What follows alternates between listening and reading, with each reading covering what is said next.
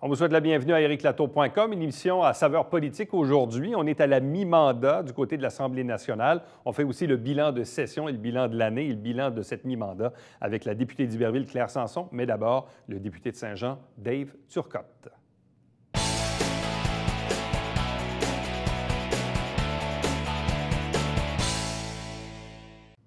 Lundi, le 12 décembre dernier, le député de Saint-Jean à l'Assemblée nationale a tenu son activité annuelle, son bilan de fin de mandat, de fin d'année. C'est en même temps, je crois, aussi un engagement qu'il avait pris à chaque année de dresser un peu la liste des enjeux et du bilan qu'il en fait. Il est avec nous, Dave Turcotte. Bonsoir et bienvenue. Bonsoir. Pourquoi c'est important pour vous, année après année, de dire, bon, ça prend un événement dans l'année pour dire, voici mon bilan? En quoi c'est important de faire son bilan, de le présenter puis de le communiquer aux gens? Bien, au même titre que des citoyens, en général, à la fin de l'année, on fait le bilan de notre année. Qu'est-ce qui a bien été, qu'est-ce qui a moins bien été. Sur le plan financier aussi, souvent, on fait notre bilan, voir, bon, où est-ce qu'on s'en va, vers où. Et moi, je considère que c'est important de le faire. Puis, bon, cette année, c'est un bilan de mi-mandat. Oui. Contrairement à fin de mandat, là, c'est... Oui. C'est mi-mandat. On va faire Fin d'année. Oui, exactement. Mi-mandat. Exactement. Parce qu'en fait, c'est que, faut juste faire une petite histoire courte. Donc, première fois, vous êtes élu en 2008. Exact.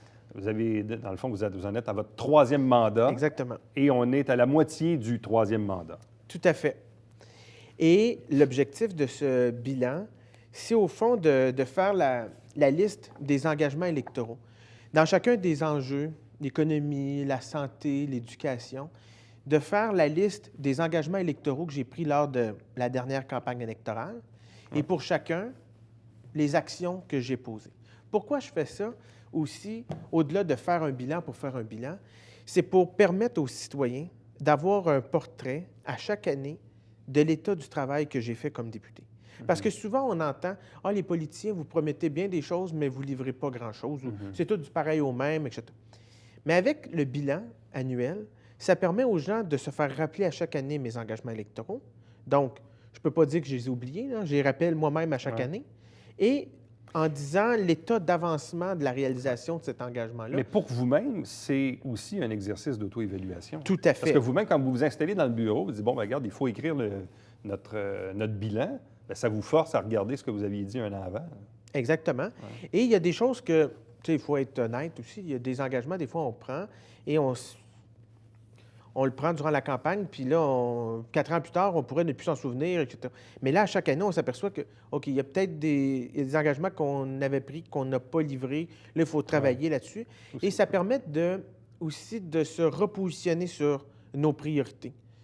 Il faut se rappeler qu'on est élu pour représenter la population sur une base.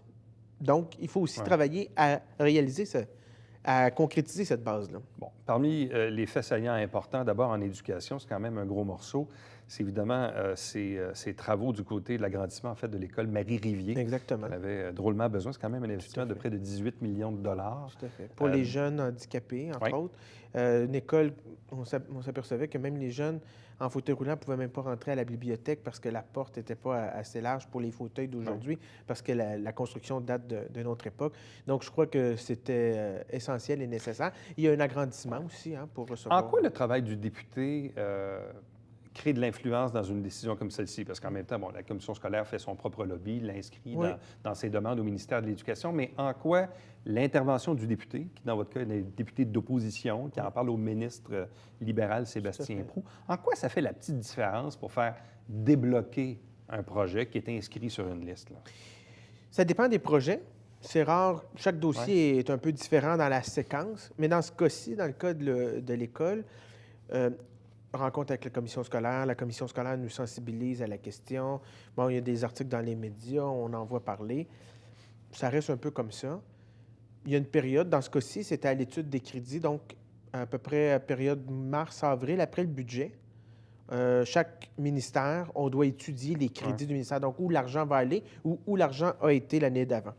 Et là, dans ce cas-ci, de cet exercice budgétaire, c'était le dernier crédit, mais j'ai été voir le ministre Sébastien Proulx. J'ai posé des questions sur les écoles, où il en est, et sur l'école Marie-Rivier en lui remettant la documentation Parce que souvent, la commission scolaire parle aux fonctionnaires. Oui, oui, c'est clair, c'est clair. Et là, les fonctionnaires, ça monte dans la machine et à un moment donné, il y a une certaine priorisation. Puis là, ça, c'est le ministre qui va... Mais le ministre ne voit pas l'ensemble de tous les dossiers en éducation. Mais quand le député du comté va voir le ministre et lui parle du dossier en particulier de telle école ou tel projet, bien là, le ministre revient à son cabinet avec ses attachés politiques, dit bien là, le député de Saint-Jean m'a parlé de ça, est-ce qu'on peut regarder? Là, il parle avec la machine des fonctionnaires. Et là, souvent, ça a une certaine influence.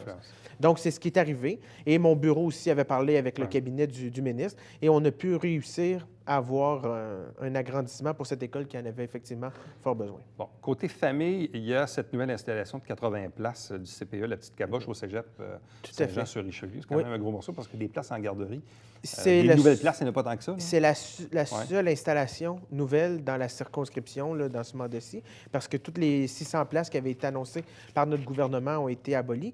Mais ce dossier-là, là, c'est durant la campagne électorale, la dernière campagne électorale, j'ai arrêté quelques jours de ma campagne pour organiser les rencontres parce que le projet était pour tomber, parce que le ministère de la Famille ne s'entendait pas avec le ministère de l'Éducation pour la question des terrains. Finalement, on a réussi à régler ça in extremis. Et maintenant, bien, il y a 80 enfants par jour qui peuvent avoir accès à ce CPE-là. Parlez-moi de cette motion unanime que vous avez fait adopter à l'Assemblée nationale. On n'en a pas entendu beaucoup parler, mais c'est quand même assez particulier parce que, bon, vous êtes le député péquiste de Saint-Jean, vous vous levez, vous présentez une motion qui a été adoptée unanimement à l'Assemblée nationale. Quelle était cette motion et pourquoi? Bien, il y en a quelques-unes, mais la principale, je crois que c'est sur le financement des organismes communautaires. C'est assez particulier parce que l'enjeu, habituellement, c'est le genre de motion que le gouvernement n'accepte pas. Parce qu'on demande de réinvestir dans les organismes communautaires. Ça m'a surpris, Et un peu aussi à ma surprise. Tant mieux. Mais on a décidé on peut faire deux choix quand on a une motion. Soit d'écrire une motion d'un texte qu'on sait qu'il va être battu, mais on fait un enjeu politique, puis une sortie, etc. Ou on prend un texte qui est peut-être pas le texte parfait, mais au moins on obtient quelque chose. Et dans le texte actuel de la motion, c'était de reconnaître la part des organismes communautaires pour le développement social et économique du Québec et de rehausser le financement des organismes communautaires. On a décidé délibérément de ne pas mettre de montant, justement pour favoriser l'adoption de la motion. Et le gouvernement a accepté. Donc, j'ai bon espoir que le gouvernement, dans son prochain budget, du moins devra avoir une somme réservée aux organismes communautaires qui, on doit le dire, font un travail extraordinaire pour aider notre population. Bon, dans le domaine de la santé, il y a toujours ce fameux projet d'OptiLab, donc les laboratoires transférés à Charles-Lemoine. Ça, malheureusement, dans ce dossier-là, malgré tout votre acharnement auprès du ministre Barrette, ça n'a pas, vraiment bougé. Non. Bien, on a obtenu, malheureusement, le laboratoire ne sera vraiment pas la grandeur qui était prévue, puis qui a même été construit, il faut le dire. On s'enligne plus vers un walk-in quasiment. Là. Cependant, le ministre a accepté d'agrandir un petit peu plus la superficie initialement suite à la réforme. Cependant, moi, je continue et c'est surtout un enjeu maintenant national sur OptiLab en soi. En général, oui, pour le Québec. Mais on va continuer cette bataille-là parce qu'en ce moment, on l'a vu, il y a des échantillons à Saint-Jean qui ont été perdus, qui ont été faits des tours d'auto, au fond. C'est un peu ça qui est arrivé. Il y en a d'autres au Québec aussi. Exactement, exactement. Bon, toujours dans le monde de la santé, il y a eu évidemment l'inauguration de l'UMF, l'unité de médecine familiale, qui est sur la rue Douglas, en face du futur cinéma, là, pas loin du IGA, entre autres. Il y a aussi cette coopérative de santé solidarité à Saint-Blaise, parce que Saint-Blaise fait partie du comté de Saint-Jean, on l'oublie parfois, mais il y a quand même des gens aussi qui veulent obtenir des services. Là. Tout à fait. Deux initiatives pour avoir davantage de médecins de famille. Dans le cas de l'UMF, l'unité de médecine familiale, on forme les médecins de famille là, qui sont à l'université, donc vers la fin. Et en les formant ici vers la fin, ça fait en sorte qu'ils développent déjà une pratique ici de clientèle et sont plus tentés de s'établir ici dans la région. Dans le cas de Saint-Blaise, bien là, c'est clairement une coopérative, donc avec des médecins. On me disait hier 900 patients là, qui sont inscrits à la coop à Saint-Blaise. Bon. Dans les dossiers en matière de transport, il y a évidemment toujours cet enjeu du pont Gouin qui a retardé, disons, à quelques occasions. Et ce qui est autant plus ironique, c'est que le MTQ lui-même a mis une date de péremption sur le pont, qui est décembre 2018. Décembre 2018. C'est comme si, à partir de janvier 2019, il ne faut plus aller sur le pont, là, parce que trop dangereux. Mais au-delà de ça, les annonces ont un peu tardé, disons, puis il y a eu quelques changements de ministre au transport. 4, je pense. Oui, c'est ça. Là, les dernières nouvelles du pont Gouin, premièrement, est-ce qu'on sait si on va en avoir un? Puis si oui, ça va commencer quand? Bien, les appels d'offres ont été lancés. Là, OK. ils sont terminés, là, théoriquement. Là, donc, ils sont en étude des dossiers. Vous comprendrez que je ne suis pas nécessairement consulté sur le choix des promoteurs et c'est une excellente chose parce qu'il faut quand même séparer Ouais. le politique du choix des promoteurs. Mais les travaux pourraient commencer quand? Bien, de ce que nous avons comme information, c'est que les travaux devraient débuter quelque part au printemps 2017. Donc bientôt. Exactement.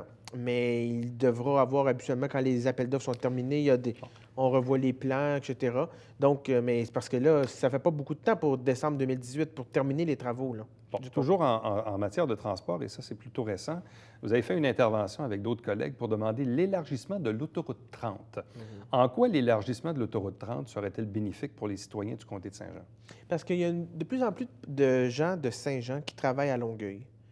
Et le service de transport d'autobus vers Longueuil n'est pas encore à maturité. C'est vrai. Donc, tant aussi longtemps que le service de transport n'est pas à maturité, il faut avoir une voie pour s'y rendre et c'est souvent l'autoroute 30 que les gens utilisent et elle est congestionnée. Donc, sur l'autoroute 10, on doit faire un travail. On a obtenu un prolongement de la voie réservée, mais moi, j'aimerais ça qu'on puisse utiliser cette voie réservée-là pour les voitures électriques, le covoiturage, mais aussi en dehors des heures de pointe pour libérer l'autoroute 10, parce que même à minuit le soir, le samedi, l'autoroute 10 est congestionnée vers Saint-Jean. Vers Montréal, pas nécessairement, mais vers Saint-Jean. Donc, il y a un travail à faire pour l'autoroute 10. Mais là, dans ce cas-ci, l'autoroute 30, il faut comprendre que c'est à titre de président du caucus de la Montérégie que j'ai fait cette demande-là avec le porte-parole national. Et puisqu'on parle de transport, est-ce que vous êtes assez favorable à la demande des maires de Saint-Jean et de Chambly de prolonger le futur train qui, là, en principe, devrait s'arrêter quelque part à Brossard plutôt que d'arriver jusqu'à la 1035, là? Bien, moi, c'est sûr que j'aurais préféré avoir un train de banlieue parce que je considère que ça coûte moins cher pour les contribuables et l'infrastructure est déjà au rendez-vous. Sachant que l'étude de faisabilité n'est pas concluante pour le train de banlieue, je crois que la proposition des maires est une bonne proposition, mais de ce que j'ai compris, c'est qu'elle ne sera pas retenue, mais c'est une bonne proposition. Bon. Là, il y a un autre dossier. Ça, c'est intéressant, c'est le Il y en a monument. plusieurs, Il y en a plusieurs, mais le monument Félix-Gabriel Marchand. Ah oui. Je compte une anecdote parce que, évidemment, quand on a procédé à l'inauguration quelque part fin septembre, je savais Le évidemment 25 que le député était à Québec et nous, on enregistre les mardis. Donc, on s'est dit, bon, bien, on s'en reparlera au mois de décembre. Bon, finalement, il y a eu un petit congé qui vous a été accordé pour donner l'entrevue. Mais au départ, je me suis dit, bon, bien, à défaut d'avoir des députés, on va essayer d'avoir d'autres personnes qui ont travaillé sur le projet. Et là, je téléphone à quelqu'un au service des loisirs à la ville et on me dit, Éric, le monument, c'est Dave. On me dit, on ne peut pas t'envoyer d'autres personnes parce que le monument, c'est le projet de Dave. J'ai reçu cette semaine une lettre du premier ministre du Québec Là-dessus? pour me féliciter de mon initiative, puis il m'a dit qu'elle qu'elle doit être soulignée parce qu'il considère que c'est une belle initiative que j'ai eue, puis que c'était... mais effectivement, je veux pas Content trop du résultat? Je veux pas trop me vanter, mais effectivement, c'est beaucoup mon idée que j'ai poussée. Mais je suis très content du résultat, surtout que maintenant, il est éclairé. Le soir, on peut l'admirer. Oui. Cette saison-ci de l'année, si c'était juste le jour, il n'y a pas beaucoup d'heures de jour par jour dans la journée. Le soleil se couche tard, donc pouvoir l'illuminer, c'est bien. Et il va y avoir aussi un réaménagement du parc là, par la ville qui va se faire dans les prochains mois, la prochaine année. Et puis là, en quelques secondes, il y a toujours cet enjeu du champ de tir à l'Acadie, la problématique de bruit.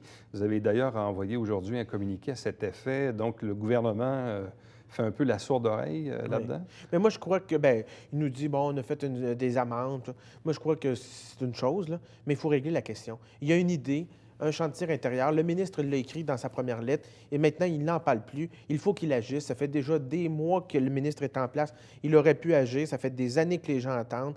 Là, il y a un avis de la santé publique. Je crois que le gouvernement ne peut plus se défiler. Il faut qu'il trouve une solution. David Turcotte, merci beaucoup. Mais j'aimerais juste saluer toute l'équipe de la télévision. J'ai pu admirer en arrière comment ça se passe à l'entrevue précédente, mais je trouve que c'est très intéressant. Puis à cause de vous, vous nous permettez d'avoir de l'information locale très pertinente et j'aimerais vous féliciter, toute l'équipe de la télévision du Haut-Richelieu, et souhaiter de joyeuses fêtes à tous les citoyennes et citoyens de la circonscription. David Turcotte, merci beaucoup. Merci. Restez avec nous. Au retour, on reçoit votre collègue du comté d'Iberville, Claire Sanson.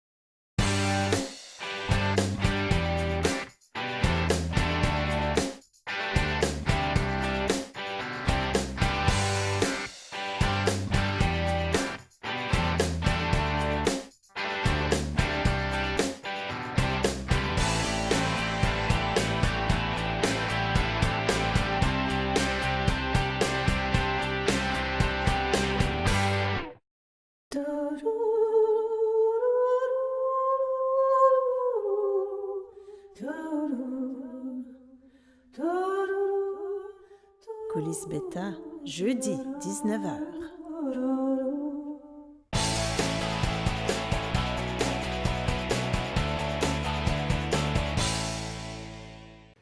Bilan de mi-mandat et bilan également de fin de session pour nos députés à l'Assemblée nationale du Québec. C'est le cas pour Claire Sanson, qui représente Iberville. Bonsoir et bienvenue. Merci. Quel a été le fait saillant de cette session parlementaire pour vous? Le fait marquant? Bon, un événement important pour moi, ça a été bien sûr quand j'ai déposé le rapport Sanson sur l'immigration et la francisation des immigrants. C'est quand même 10 mois de travail, beaucoup de rencontres avec plein d'experts, des gens du milieu sur le terrain. Donc, ça a été un moment important pour moi, puis j'étais bien contente, ça a été bien accueilli. Bon, parlez-nous justement de l'accueil, parce que, bon, en gros, on le sait, la Coalition Avenir Québec prône une réduction du nombre d'immigrants par année de 50 à 40 000 par année, oui. mais de maintenir la même somme dédiée afin de mieux les accueillir et surtout de les franciser. C'est un peu ça. Oui, on veut les réduire à 40 000, non seulement maintenir les sommes dédiées à l'accueil et à la francisation, mais on les augmente parce que nos résultats ne sont pas satisfaisants.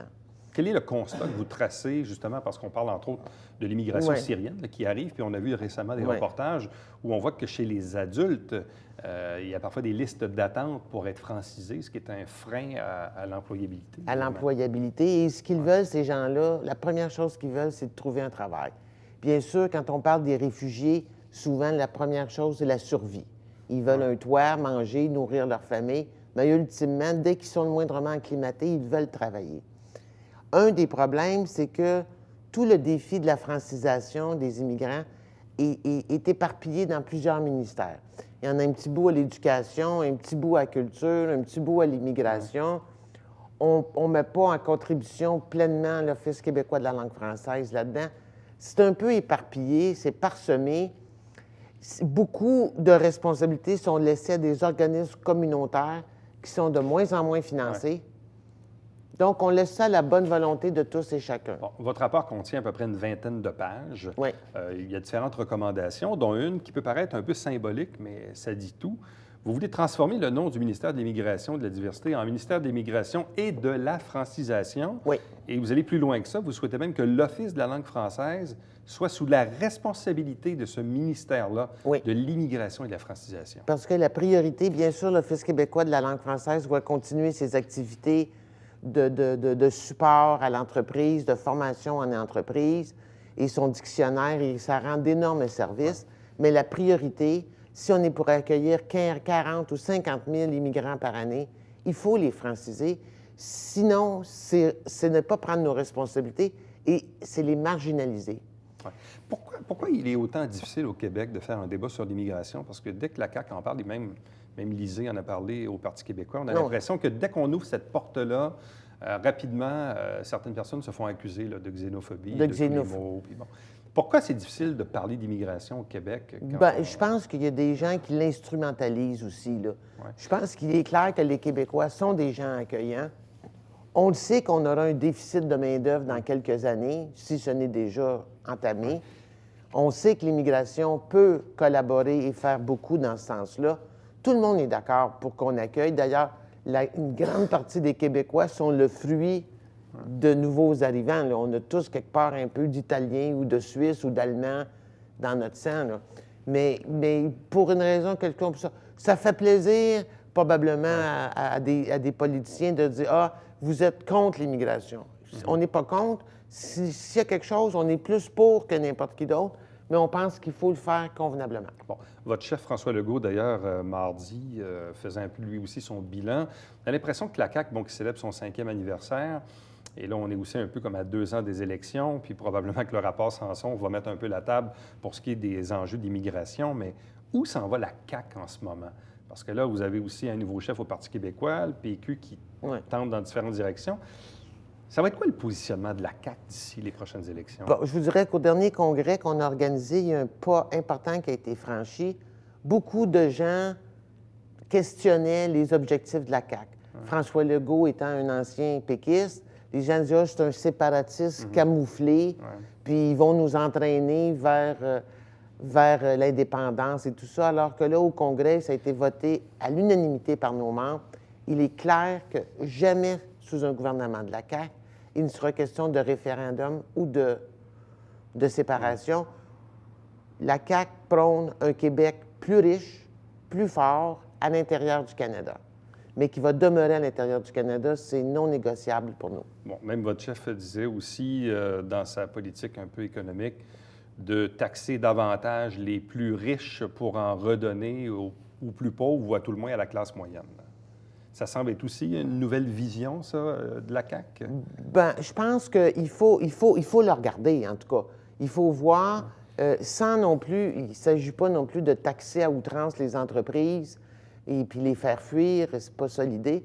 Mais peut-être que si les entreprises, on leur enlevait un peu de, passez-moi l'impression, mais de red tape, là, puis de bureaucratie, s'ils n'étaient pas obligés de se soumettre à autant de réglementation puis de rapports, que ça allégerait probablement leur fardeau financier et qu'ils seraient capables de contribuer un peu plus. Bon. Quand on regarde les 2 premières années du mandat ou la session qui vient de se terminer, pour ce qui est du comté d'Iberville, la circonscription d'Iberville, pour vous, quels sont là où les faits saillants?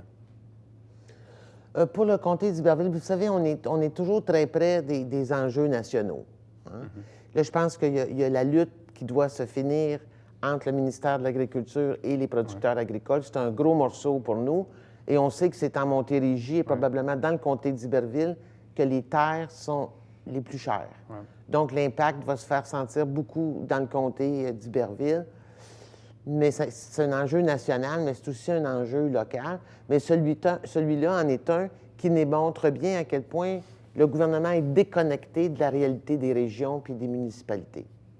Il y a des municipalités dans le comté d'Iberville où 97 des revenus de taxes municipales proviennent des producteurs agricoles. On n'a aucun intérêt à appauvrir les producteurs agricoles parce qu'ils s'approvisionnent localement. Ils font vivre beaucoup. C'est un gros poumon économique, la production agricole, pour une région comme pour un comté comme le comté d'Iberville. Il y en a beaucoup. Les événements... L'année 2016 avait bien commencé. J'étais contente parce qu'on avait, on avait finalisé le dossier de la famille Turk, qui était réfugiée à Rougemont en janvier dernier. Donc, l'année commençait bien. Elle a moins bien fini parce que je n'ai pas réussi à sauver la résidence de la maison Miclette, qui est une ressource intermédiaire pour laquelle je suis intervenue à chaque semaine, soit auprès du ministre ou auprès du grand patron du C3S, pour sauver la maison Miclette. Puis malheureusement, à cause des règlements qu'ils ont faits, elle n'a pas retrouvé sa certification. Puis c'est malheureux parce que la maison Miclette, les gens qui y habitent vont se retrouver en CHSLD, vont être déracinés, ils sont déjà en perte d'autonomie très importante. Ils vont être déracinés, vont se retrouver en CHSLD, moins bien traités qu'à la maison Miclette, et ça va coûter 2,5 fois plus cher aux citoyens.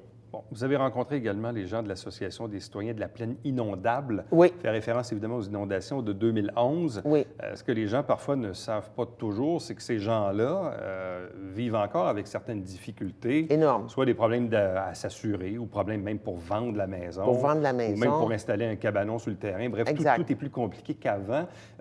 Dans quel contexte les avez-vous rencontrés? Puis est-ce que ça a donné quelque chose en bout de ligne? Bien, je les ai rencontrés à leur demande. Oui. Et puis, j'ai demandé une rencontre immédiatement. La semaine d'après, quand je suis arrivé à Québec, j'ai demandé une rencontre avec le ministère de l'Environnement et le ministère des Affaires municipales pour qu'ils viennent avec moi rencontrer les citoyens, parce qu'il y avait des questions très pertinentes là, qu'ils posaient. Là. Et puis, naturellement, ces gens-là, là, ils subissent des préjudices. Là. C'est flagrant. Et là, on a joué du ping-pong, puis ça a été très compliqué. Finalement, j'ai posé la question en chambre. Et comme il n'y a aucun des 2 ministres qui était au courant du dossier, c'est le leader du gouvernement qui a répondu à ma question puis qui m'a dit « Je vais vérifier ça ». Ça vous montre à quel point là, c'est un dossier qui était comme même pas sur le radar. Finalement, le ministère des Affaires municipales, M. Coiteux, a délégué quelqu'un de son bureau. Il y a eu des rencontres qui ont eu lieu déjà avec les citoyens et la MRC. Il y a d'autres rencontres de prévues, mais c'est un dossier compliqué parce qu'il y a aussi des négociations qui sont en cours avec les autorités américaines sur la gestion des barrages et tout ça. Mais il y a une question technique là, sur comment on détermine les terres inondables et puis la valeur de ces terres-là. Il y a des citoyens là, qui se sont vus perdre 25 pieds de terrain là, de rive. Là. Alors, pour les gens, c'est leur propriété. Pour beaucoup de gens, ça constitue leur principal actif. Là. Donc, c'est un dossier qu'il va falloir continuer. Là. Je sens que ça ne sera pas facile. Madame Sanson, merci beaucoup. Merci à vous. On va vous souhaiter de très joyeuses fêtes. Merci à vous aussi. Au revoir. Restez avec nous. Au retour, on vous présente le Babillard quotidien.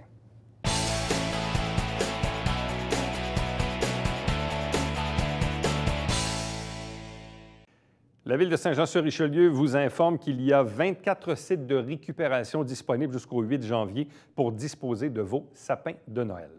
On vous rappelle qu'à chaque semaine, on vous présente des extraits des travaux du conseil municipal. L'émission s'appelle tout bonnement Saint-Jean-sur-Richelieu. C'est diffusé en ondes, mais également sur notre site Internet si parfois vous l'avez manqué. Chaque dimanche matin, 9h30 en direct, c'est le Télébingo avec 3 500 $ en prix. Carte pleine, 2 000 $, 30 dépositaires dans la région pour acheter vos livrets. Pour me joindre, Éric Latour en un mot à commercial tvhr9.com. À demain.